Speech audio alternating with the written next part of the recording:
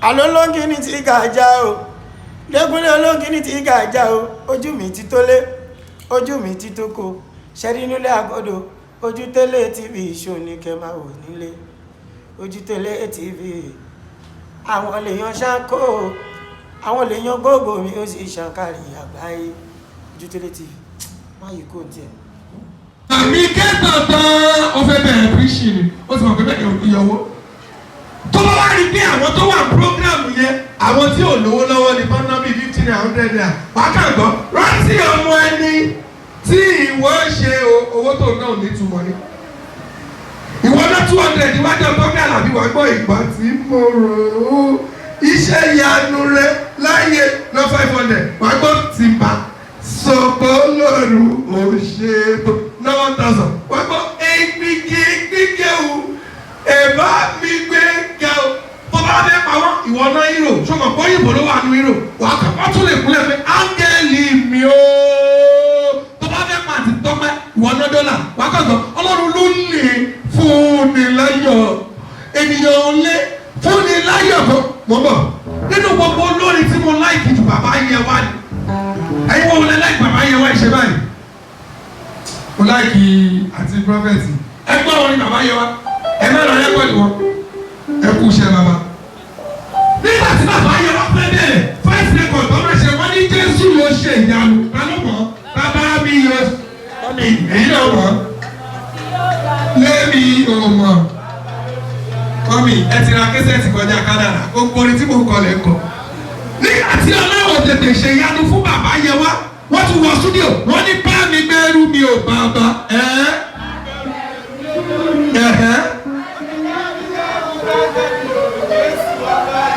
Ọlọ́run wo bàbá náà kò bá wọn gbé. Bàbá ò gbé ó dàbí pé iṣẹ́ èṣù ni tó ń ṣe mí. Bàbá ní Sátánì dẹ̀yìn lẹ́yìn mi. Èṣù wo bàbá náà kò kú ọ̀bẹ. Bàbá wa pinnu wọ stúdíò. Ẹlọ́wọ́ tíráàkì yìí ní ìṣàbòsí. Ìkanra ni bàbá mi ṣe. Wọ́n ní ṣàánú mi. Ṣàánú mi. Ṣàánú mi o. Kẹ́mi lè ṣe rere nílé Ọlọ́run ṣàánú bàbá. Bàbá ò bẹ̀ wo. Ẹ jẹ́ kí gbogbo wa kú ká máa lọ sọ́run jàre. Ọmọ yìí, àmọ̀nà tètè máa bọ̀. Ẹ̀túnmọ̀ yẹn náà.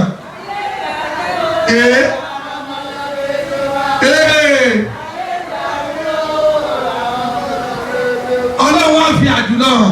Wọ́n fún bàbá ní mọ́tò. Wọ́n fún wọn nílé. Wọ́n fún wọn nílùú òyìnbó. Bàbá wa jókòó sí ti rúùmù pé lásìkò tí mo ní ká mọ̀nà máa bọ̀. Wọ́n wá padà lọ nínú new dimension. Wọ́n wá fi ṣe intro. Wọ́n ní Olúwa o, àsìkò ìgbádùn mi rèé o. Olúwa lọ́ra ẹ̀mí mi. Kò sẹ́ni tó bẹ́ẹ̀ kú. Ṣé ẹ̀ka wà tó bẹ́ẹ̀ kú láyé? Kò sí. Bá gbogbo àwọn tí ẹ bá ra record, a kì í mọ reason tí olórin fi ṣe orin. A kàn máa ń rà ní. Kwaya ṣe ti ṣe tán.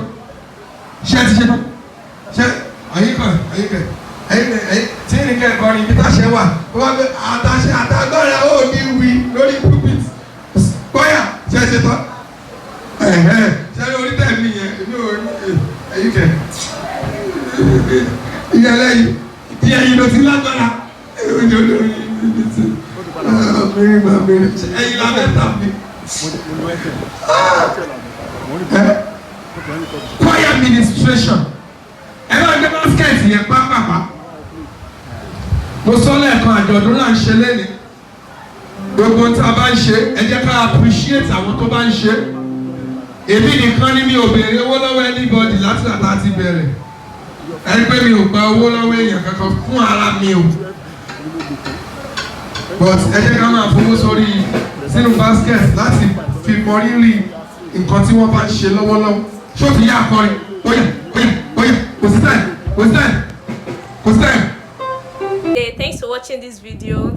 Subscribe on our YouTube channel. Subscription is free. You can call us on 0080 597807 for your event coverage. Thanks.